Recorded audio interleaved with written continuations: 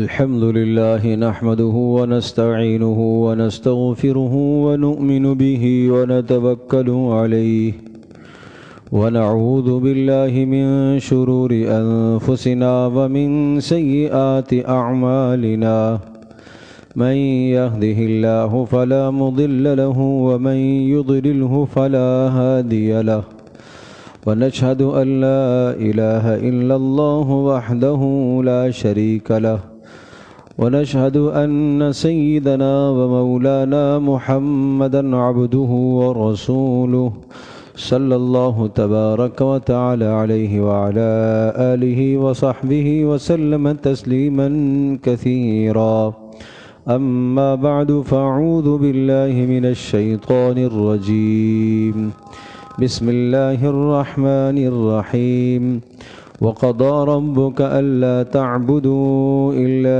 إياه وبالوالدين إحسانا وقال الله عز وجل وصاحبهما في الدنيا معروف صدق الله مولانا العظيم رب اشرح لي صدري ويسر لي أمري واحلل عقدة من لساني يفقه قولي اللهم صل على محمد وعلى آل محمد كما صليت على إبراهيم وعلى آل إبراهيم إنك حميد مجيد اللهم بارك على محمد وعلى آل محمد كما باركت على إبراهيم وعلى آل إبراهيم إنك حميد مجيد۔ گرامی قدر حاضرین و سامعین، گزشتہ جمعوں سے ایک اہم مضمون چل رہا تھا کہ اصلاح معاشرہ کے وہ اہم اور بہترین اصول اور ضابطے اور قانون کیا ہیں۔ چنانچہ ان اصولوں میں سے ایک اصول یہ بیان ہوا تھا کہ اس کائنات میں، اس دھرتی میں بالادستی صرف اللہ کے حکم کی ہو، سب سے بلند ترین اللہ کا حکم۔ اس کے بعد ماں باپ کے حقوق پر بات چل رہی تھی کہ اسلام یہ چاہتا ہے کہ معاشرے میں آپ اپنے والدین کے حقوق بھی ادا کریں۔ توحید و رسالت کے بعد بڑا حق ماں باپ کا ہے۔ ماں باپ کی زندگی میں کیا حقوق ہیں، اس کی کافی تفصیل گزشتہ کئی جمعوں میں آ چکی۔ رسول اکرم صلی اللہ تعالیٰ علیہ وسلم نے اپنی امت کے لیے اتنی خیریں جمع فرمائی ہیں کہ ماں باپ دنیا سے رخصت ہو جائیں تو انہیں آپ کیا تحفہ بھیج سکتے، اس پر بھی رسول اللہ صلی اللہ علیہ وسلم نے رہنمائی فرمائی اور مبارک اعمال عطا فرمائے کہ اگر آپ کے والدین مکرمین یا دونوں میں سے کوئی ایک دنیا سے رخصت ہو گیا، اب آپ کا ان سے تعلق ٹوٹا نہیں ہے، بلکہ تعلق اسی طرح سے اعمال کے ذریعے سے استوار کیا جا سکتا ہے۔ رسول اللہ صلی اللہ تعالی وسلم نے بہترین 5 تحفے عطا فرمائے ہیں کہ ماں باپ کے مرنے کے بعد یہ 5 باتیں ان کے ساتھ آپ کرتے رہے۔ آج ان 5 میں سے ہم کوشش کریں گے کہ 2 باتوں پر ہم بات کر لیں۔ ایک صحابی آئے اور انہوں نے کہا اللہ کے رسول حل بقیہ شیء من بر علی والدیہ، کیا ماں باپ کے اوپر، ماں باپ کی جو میرے ذمہ داریاں ہیں، یا یوں کہیے کہ کوئی ایسی نیکی باقی رہ گئی ہے کہ ابرہما بعد موتہما، ماں باپ کے مرنے کے بعد میں ماں باپ کے ساتھ نیکی کرتا رہوں اور میرا تعلق اور رابطہ ان سے قائم رہے؟ رسول اکرم صلی اللہ علیہ وسلم نے ارشاد فرمایا نعم، بالکل ہے کہ ماں باپ کے مرنے کے بعد آپ کا تعلق ماں باپ سے ٹوٹا اور ختم نہیں ہوا۔ کتنا خوبصورت اور مبارک دین ہے۔ جیسے ماں باپ کے ہوتے ہوئے آپ ان کی خدمت کرتے تھے اور ان کی ضرورت کو پورا کرتے تھے، اب اس دنیا سے رخصت ہونے کے بعد ان کی جو آخرت کی ضرورت ہے وہ آپ پوری کر رہے، اور یہاں سے آپ اعمال کا ہدیہ اور تحفہ ان کو بھیج رہے ہیں۔ تو خدمت ماں باپ کی کرنا اور مالی جانی خدمت کر کے کھلانا پلانا خوش رکھنا، یہ کیا تھا؟ یہ سب ماں باپ کو راحت پہنچانے کے لیے، ان کی ضرورت کو اولاد پورا کر رہی ہے۔ تو ماں باپ جب دنیا سے رخصت ہو گئے تو اب آخرت میں ان کی دنیا سے بھی زیادہ بڑی ضرورت ہے۔ اس کے لیے رسول اللہ صلی اللہ علیہ وسلم نے 5 باتیں ذکر فرمائی۔ تو صحابی نے جب پوچھا تو آپ نے ارشاد فرمایا بالکل ہے، ماں باپ کے مرنے کے بعد بھی آپ ان کے حقوق ادا کرتے رہیں۔ اللہ کے رسول کیا ہیں؟ آپ نے ارشاد فرمایا الصلاۃ علیہما، ماں باپ کی درجات کی بلندی اور ان کی رحمت کی دعا کرتے رہنا۔ ماں باپ کی درجات کی بلندی اور ان کی رحمت کے لیے اللہ تبارک و تعالیٰ ان پر مہربان ہو جائے، یہ دعا ان کے لیے کرتے رہنا، اس دعا کو ترک نہیں کرنا۔ تو یہ ہم سب کی ضرورت ہے۔ جن کے والدین مکرمین دنیا سے رخصت ہو چکے، اولاد قیامت کے دن اللہ کے دربار میں جب جائے تو ماں باپ کی فرما بردار کہلائے گی جب اس نے اپنے ماں باپ کے لیے یہ دعا کی ہوگی، رحمت کی دعا، اے اللہ ان پر رحم فرما۔ اور رحم فرمانے میں آپ بہترین دعا ہے رب ارحمہما کما ربیانی صغیرا، یہ سب سے بہترین دعا ہے ماں باپ کے اوپر رحم کی دعا۔ جب آپ اللہ سے مانگیں تو سب سے بہترین دعا یہ ہے، اور یہ وہ مبارک دعا ہے جو اللہ تبارک و تعالیٰ نے رسول اکرم صلی اللہ تعالی وسلم کو سکھائی ہے، حکم دیے۔ تو اس لیے اس دعا کا اہتمام فرمائیں، رب ارحمہما کما ربیانی صغیرا، اے اللہ ان پر رحم فرما، اس لیے کہ انہوں نے بچپن میں میری تربیت کی ہے۔ جب انہوں نے میری تربیت کی ہے، بے تربیت کا محتاج تھا، مال کا محتاج تھا، میری ہر طرح کی ضرورت کو انہوں نے پورا کیا ہے، تو اے اللہ اب آخرت میں وہ چلے گئے، ان کی ضرورت میں تو پوری نہیں کر سکتا، اے اللہ تو ان پر رحم فرما، ان کے درجات کو بلند فرما اور ان کی اخروی ضروریات کو پورا فرما۔ آپ کی ان دعاؤں سے ان کو فائدہ پہنچے گا، یہ آپ کی دعائیں ماں باپ تک پہنچائی جائیں گی۔ دوسری بات آپ نے ارشاد فرمائی والاستغفار لہما، ماں باپ کے لیے بخشش اور مغفرت کی دعا کرتے رہنا، یہ دوسرا حق ہے۔ مرنے کے بعد ان کی بخشش اور مغفرت کی دعا کرتے رہنا، اس پر میں تھوڑی سی تفصیل عرض کرتا ہوں۔ کسی شخص کی بخشش اور مغفرت کے لیے دعا کرتے رہنا، اس کی بہت بڑی فضیلت ہے۔ چاہے جائے کہ ماں باپ کی بخشش اور مغفرت کی آدمی دعا کرے، اگر عام انسان کی بخشش اور مغفرت کی دعا کرتا ہے تو اس پر کیا ملتا ہے، سنیے گا۔ رسول اکرم صلی اللہ علیہ وسلم کا ارشاد گرامی ہے من استغفر للمؤمنین والمؤمنات کتب بکل مؤمن ومؤمنۃ حسنۃ، جو آدمی مسلمان مردوں کے لیے اور مسلمان عورتوں کے لیے اللہ سے بخشش اور مغفرت کی دعا مانگتا ہے، اللہ تبارک تعالی ہر مسلمان مرد اور ہر مسلمان عورت کے بدلے میں اس بخشش مانگنے والے کو ایک ایک نیکی عطا کرتا ہے۔ تو دن میں اگر آپ نے 5 نمازوں میں یہ دعا پڑھ لی ربنا اغفر لی ولوالدی وللمؤمنین یوم یقوم الحساب، اے بے دہانی سے نہیں پڑھا کرو، پڑھتے تو ہیں بے دہانی سے پڑھتے، دھیان جما کر کہ میں کیا مانگ رہا ہوں، ربنا اغفر لی ولوالدی میں پڑھ تو رہا ہوں لیکن میں کیا مانگ رہا ہوں اللہ سے، پتہ تو ہونا چاہیے مانگنے والے کو میں کیا چیز مانگ رہا ہوں۔ یہ کوئی وظیفہ نہیں ہے کہ بس آپ نے یہ پڑھ لیا، نہیں، دعا تو ایک کیفیت کا نام ہے، دعا تو ایک سوال کا نام ہے۔ کوئی آدمی آپ سے کہتا ہے یا کسی بھی حاجت مند سے کہتا ہے، یہ پرچہ بڑا لکھ کے دے دیتا ہے کہ یہ جاؤ اور یہ جا کے بادشاہ کے سامنے پڑھ لو گے تو تمہارا کام بن جائے گا، تو پڑھنے والا آخر سوچے گا تو صحیح بھائی اس میں ہے کیا، کہیں ایسا تو نہیں ہے میں گالی تو نہ دوں بادشاہ کو، مجھے سمجھ میں تو آئے کہ یہ کیا میں کہہ رہا ہوں بادشاہ کو، مجھے اس کا مطلب سمجھاؤ۔ تو کم از کم مفہوم تو آدمی کو سمجھ میں آئے کہ میں اللہ تبارک و تعالیٰ سے کیا مانگ رہا ہوں. ربنا اغفر لی ولی والدی وللمؤمنین یوم یقوم الحساب. اے اللہ میری بھی اور میرے ماں باپ کی اور تمام کے تمام مسلمانوں کی بخشش اور مغفرت فرما. جب یہ دعا آپ 5 مرتبہ پڑھیں گے تو ماں باپ کے لیے بخشش کی دعا بھی ہو رہی ہے اور ساتھ ساتھ ساری دنیا کے مسلمان مردوں اور عورتوں کے لیے بھی دعا ہو رہی ہے, اور ہر مسلمان مرد اور عورت کے بدلے میں آپ کو ایک ایک نیکی مل رہی ہے. یہ رسول اکرم صلی اللہ علیہ وسلم کا فرمان مبارک.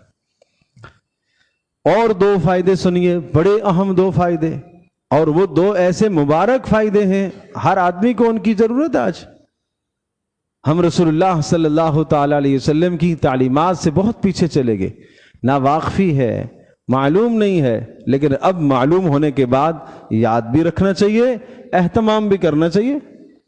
رسول اکرم صلی اللہ علیہ وسلم نے ارشاد فرمایا من استغفر للمؤمنین والمؤمنات کل یوم 27 مرۃ کان من الذین یستجاب لهم وَيُرْزَقُ بِهِمْ أَهْلُ الْأَرْضِ, کہ جو آدمی مسلمان مردوں کے لیے اور مسلمان عورتوں کے لیے روزانہ 27 مرتبہ بخشش اور مغفرت کی دعا کرتا ہے اسے 2 انعام دیے جاتے ہیں.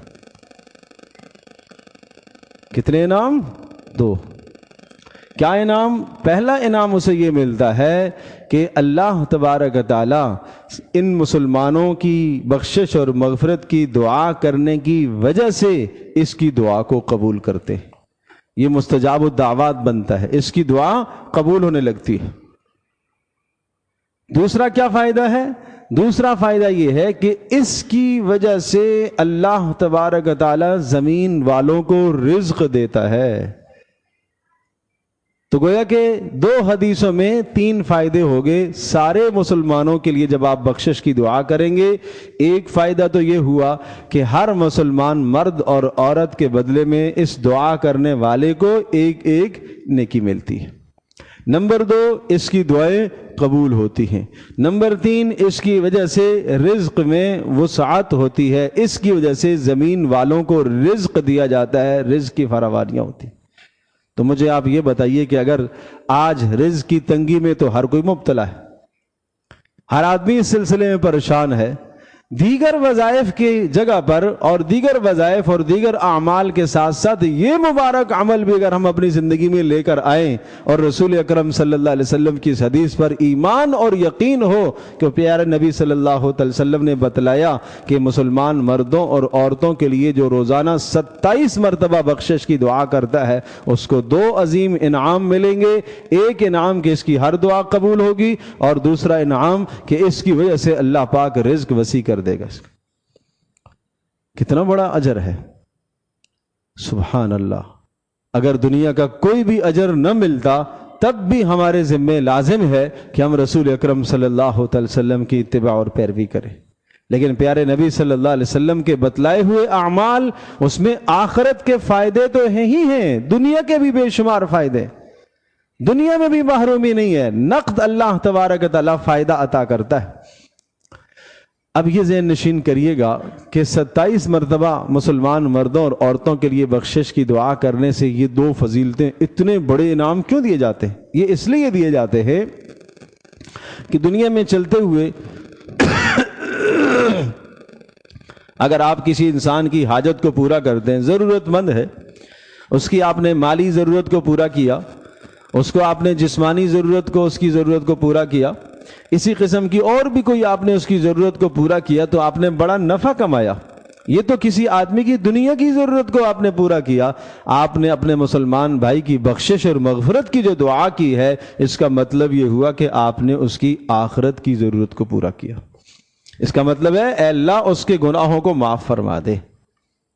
تو ہمیشہ دعاؤں میں وسعت رکھا کرو, دعاؤں میں صرف اپنی ذات کے لیے دعا نہ مانگا کرو. جب بھی ہماری دعا ہو اس دعا کے اندر سارے مسلمانوں کے لیے دعائیں کیا کرو.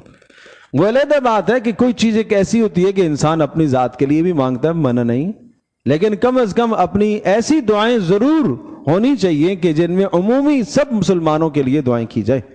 بخشش کی دعائیں، مغفرت کی دعائیں، رزق کی وسعت کی دعائیں، اسی طرح سے صحت یابی کی دعائیں، عافیت کی دعائیں، عزت کی دعائیں، نیک نامی کی دعائیں، یہ وہ دعائیں ہیں جو سب کی ضروریات ہیں.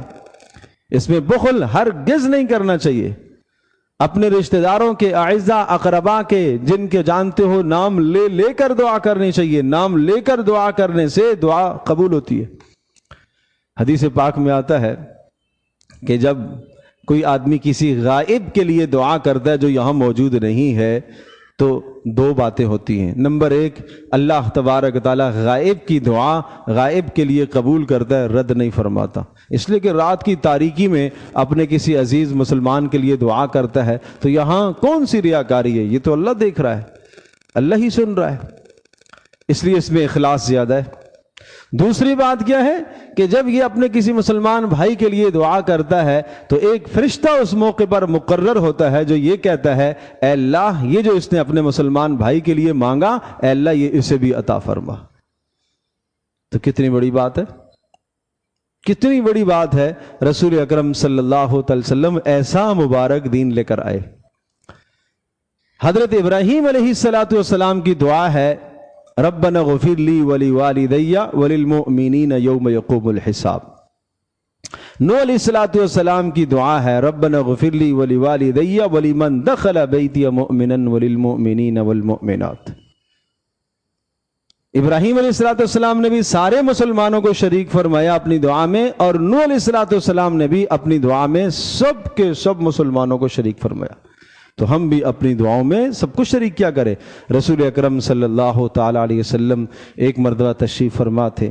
ایک شخص آیا، اس نے آ کر قریب میں بیٹھ کر دعا کی، آہستہ آہستہ دعا کر رہا تھا، اللہم ارحمنی و محمدا ولا ترحم معنا احدا.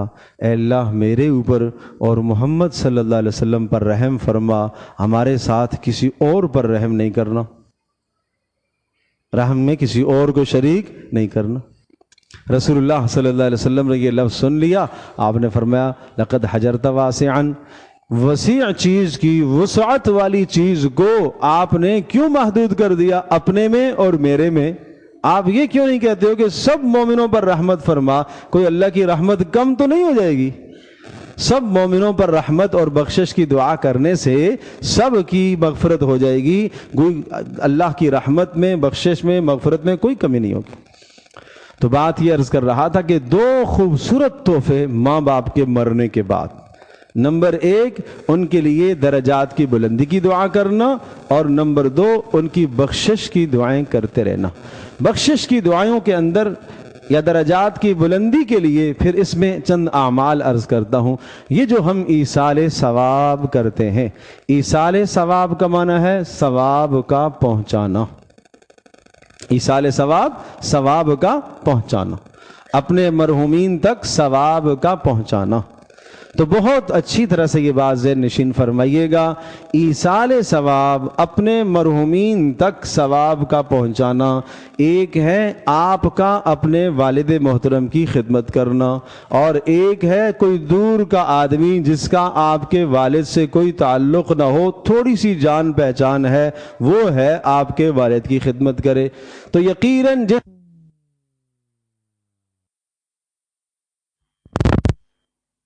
یقین جانیے وہ جو 50 قرآن ختم کیے گئے ہیں، کس نے کس نیت سے کس طرح سے پڑھا ہے؟ آپ نے صرف ایک سورہ اخلاص پڑھی. اللہ کی قسم یہ ایک سورہ اخلاص ان سب پر بھاری ہے. یہ طے شدہ بات ہے. اللہ کے ہاں قیمت عمل کی لگے گی. کس بنیاد پر؟ اخلاص پر عمل کی قیمت لگتی ہے.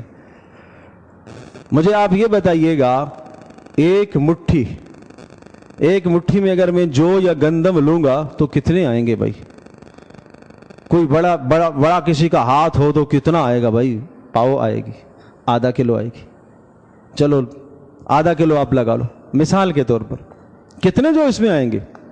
پیارے پیغمبر صلی اللہ تعالی علیہ وسلم فرما رہے کہ میرا صحابی اگر ایک مٹھی بھر جو صدقہ کرے اور تم احد پہاڑ جتنا صدقہ کرو، آنے والے جو میرا صحابی نہیں ہے، جس نے مجھے دیکھا نہیں ہے، بن دیکھے ایمان لایا ہے، اس کا بعد میں آنے والے کا احد پہاڑ جتنا صدقہ، اور میرے جو ساتھی کا صدقہ ہے، میرے صحابی کا ایک مٹھی بھر صدقہ، یہ آنے والے کے احد پہاڑ پر بھاری ہوگا۔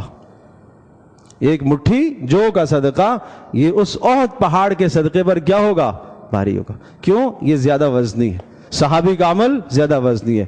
کیوں؟ اس کا یقین ہے، اس کا اخلاص ہے، اللہ کی ذات عالی پر اس کا بھروسہ ہے، محمد رسول اللہ صلی اللہ علیہ وسلم سے اس کی محبت ہے، اس وجہ سے اس کے عمل کی قیمت بن گئی ہے۔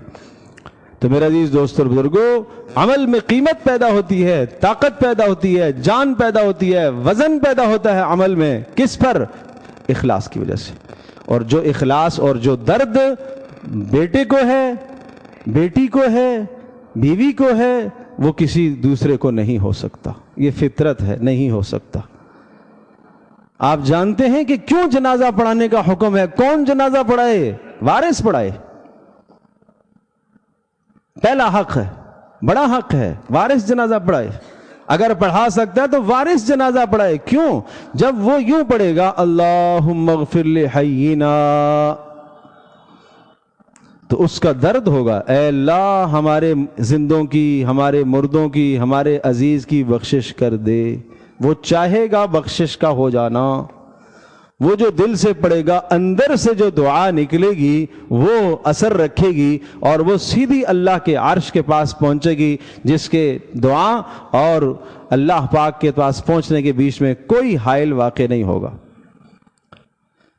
اور ایک عام آدمی جنازہ پڑھائے گا، وہ درد کہاں سے لائے؟ وہ درد کہاں سے لائے؟ جو بیٹے کو باپ کے مرنے کا درد ہے، وہ دوسرا آدمی کہاں سے لائے؟ یہ تو فطرت ہے۔ بات وہی ہے کہ بیمار جو ہے دوا وہی کھائے گا، دوسرا آدمی تو دوا نہیں کھائے گا۔ تو اس لیے میرے عزیز دوستو بزرگوں، ایصال ثواب کا مطلب ہے ثواب کا پہنچانا۔ اس کا سب سے افضل ثواب کس چیز سے پہنچے گا؟ قرآن کے پڑھنے سے ثواب پہنچتا ہے۔ اور کس سے پہنچے گا؟ اسی طرح سے صدقہ کرنے سے ثواب پہنچتا ہے۔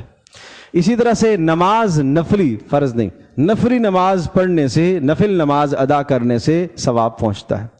حج کرنے سے ثواب پہنچتا ہے، عمرے سے ثواب پہنچتا ہے۔ یہ سب اعمال ایصال ثواب کے ہیں۔ ہم صرف قرآن خوانی کر کے ہم سمجھتے ہیں کہ حق ادا ہو گیا، ایسا نہیں۔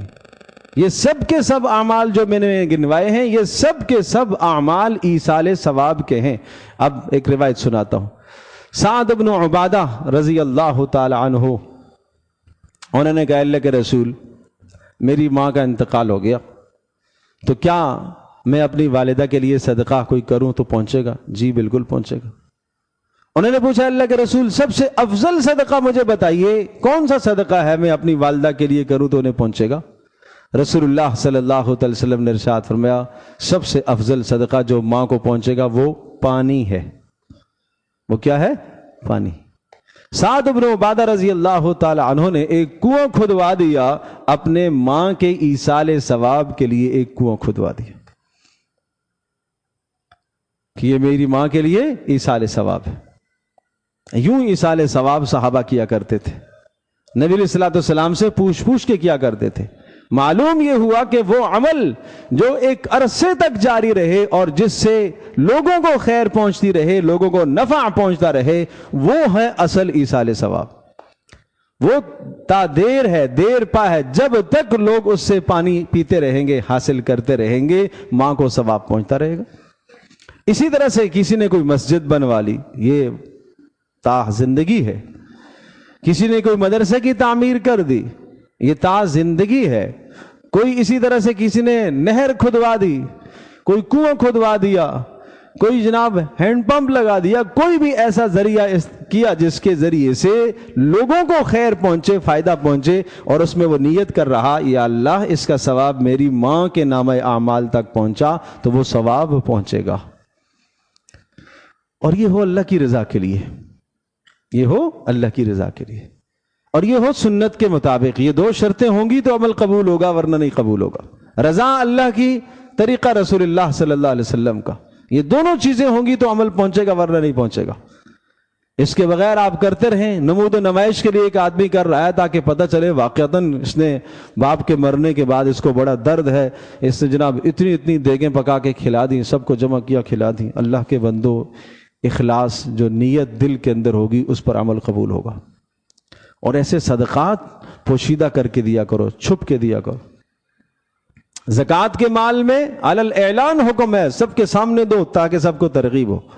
صدقات میں یہ نفلی صدقات کہلاتے ہیں، ان صدقات نافلہ کے اندر مخفی رکھو، امر کو پوشیدہ رکھو، اس پر زیادہ ثواب ہے۔ تو یہ بہت بڑے اجر بتلائے ہیں رسول اللہ صلی اللہ تعالی علیہ وسلم نے ماں باپ کے مرنے کے بعد، کہ ان کے لیے آدمی صدقہ جاریہ کے طور پر یہ اعمال کرے، یہ سب ایصال ثواب ہے۔ اسی طرح سے ماں باپ کی قبر پر جانا، گاہے بگاہے جاتے رہنا چاہیے۔ سال ہاں سال ہو جاتے ہیں ماں باپ کی قبر پر نہیں جاتا۔ ایک روایت میں بہت زیادہ تاکید آئی ہے، جمعے کے دن ماں باپ کی قبر کی زیارت کرنے کی تاکید ہے۔ سورہ یاسین وہاں جا کر پڑھنے کی تاکید ہے، سورہ یاسین پڑھنے کی تاکید ہے۔ اسی طرح سے اور جو صورتیں آپ کو یاد ہیں، جو قرآن کا حصہ آپ کو یاد ہے، وہاں جا کر کھڑے ہو کر پڑھ کر آپ ایصال ثواب کر کے دعا کر کے آپ آ جائیں، اور یہ جاتے رہنا چاہیے۔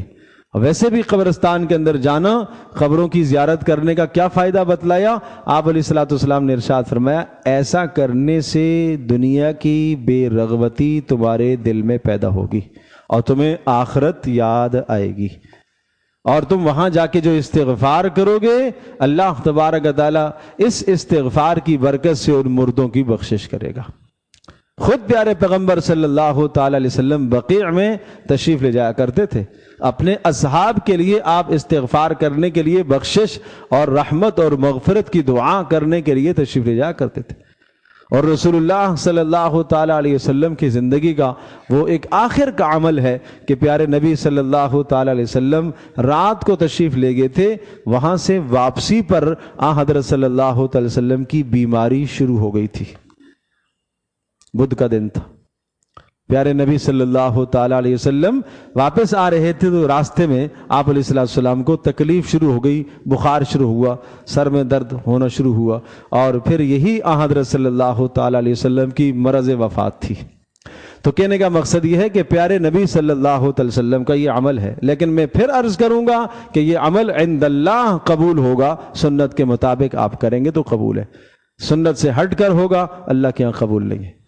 تو میں نے عرض کیا کہ ایک صحابی نے پوچھا، اے اللہ کے رسول، کیا ماں باپ کے مرنے کے بعد بھی ان کا کوئی حق ہے جو میں حق ادا کروں تو ان کو پہنچے گا؟ کوئی نیکی ہے کہ ان کے لیے میں کرتا رہوں؟ رسول اللہ صلی اللہ علیہ وسلم نے ارشاد فرمایا، ہاں 5 کام ماں باپ کے مرنے کے بعد بھی کرنے کے۔ ان 5 میں سے 2 میں نے بتا دیے ہیں۔ ایک تو ارشاد فرمایا کہ ماں باپ کے درجات کی بلندی کی دعا کرتے رہنا، اور دوسرا میں نے عرض کیا کہ ماں باپ کی بخشش اور مغفرت کی دعا کرتے رہنا، بخشش اور مغفرت کی دعا کرتے رہنا۔ اور اس کے لیے میں نے دعائیں بھی بتائی ہیں، ربنا اغفر لی ولوالدی وللمؤمنین یوم یقوم الحساب، اس دعا کا اہتمام کریں۔ ایصال ثواب قرآن مجید کی تلاوت کر کے کریں، صدقہ کر کے وہ آپ ایصال ثواب فرمائیے۔ اللہ پاک توفیق دے حج اور عمرے کی، اس موقع پر آپ ان کی نیت کریں، اور جو ہو سکے صدقہ جاریہ، کسی کو کپڑا پہنا دیا، کسی کی ضرورت کو پورا کر دیا، روزانہ جو آپ اپنی جانب سے صدقہ نکالتے ہیں اس صدقے میں آپ ان کی بھی نیت کیا کریں۔ پیارے پیغمبر صلی اللہ علیہ وسلم کا بڑا خوبصورت دین ہے۔ میں ایک مثال عرض کرتا ہوں۔ آپ نے ارشاد فرمایا، جس عورت نے شوہر کے مال سے مال نکال کر صدقہ دے دیا، اسراف اور تعدی اگر اس نے نہیں کی، اتنی جتنی شوہر کی گنجائش حیثیت ہے، تو کس کس کو ثواب ملے گا؟ نمبر 1 شوہر کو بھی کمانے کا ثواب ملے گا، اس کو بھی پورا پورا اجر۔ نمبر 2 بیوی کو بھی پورا پورا اجر۔ نمبر 3 خازن اور چوکیدار، یا یوں کہیے کہ جس کے پاس پیسہ رکھا گیا ہے، جو پیسے کی نگہداشت کرتا ہے، اور جس سے اس بیوی نے لے کر دیا ہے۔ اس زمانے میں ہوتا تھا گھر کے اندر لوگ ملازم اپنے خادم اور نوکر رکھتے تھے، اور وہ غلام ہوا کرتے تھے جو ان ساری چیزوں کو بھی دیکھتے تھے، تو کہا اس کو بھی پورا پورا اجر ملے گا۔